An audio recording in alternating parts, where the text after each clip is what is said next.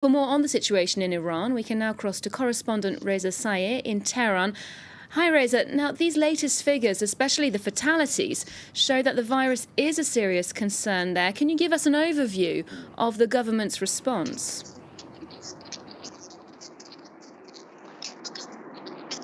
Well, the government is trying to reassure people, trying to give them as much information as possible in order for them to take care of themselves. But Iranians are worried. They're increasingly anxious, on edge. Just a week ago, this was a virus that was someone else's problem to many Iranians. But increasingly, it seems this is a growing concern and a growing problem here in Iran. It's got to a point that state media every hour on television, on radio, is giving people information, again, about how to take care of themselves. Everywhere you look here in the capital, Tehran, people are wearing masks, medical protective masks. There's reports of shortages of masks. There's reports of price gouging of masks. Many people are not shaking hands.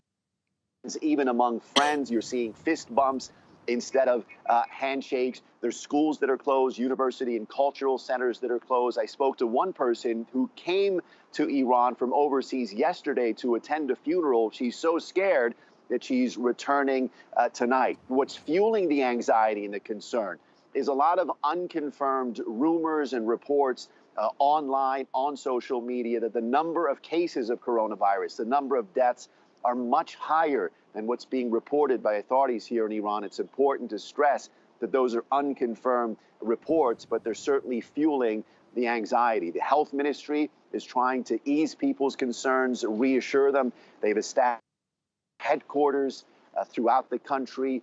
They've started a campaign, a mobilization plan called We Will Beat Corona. But again, many people here in Iran on edge, and they simply don't know what the future holds and where everything's headed with this virus. And Reza, there were some concerns that fears about the virus impacted the voter turnout in Friday's parliamentary election.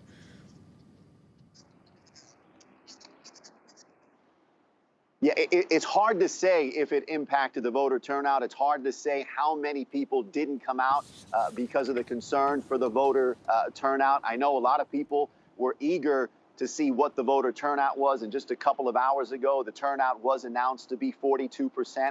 That is the lowest ever turnout for a parliamentary election. Did the coronavirus had something to do with it? Again, it's hard to say, but at least one person, Iran's supreme leader, suggested that the coronavirus was to blame for the voter turnout. He said it was negative propaganda by Iran's enemies regarding the coronavirus, discourage people from coming out.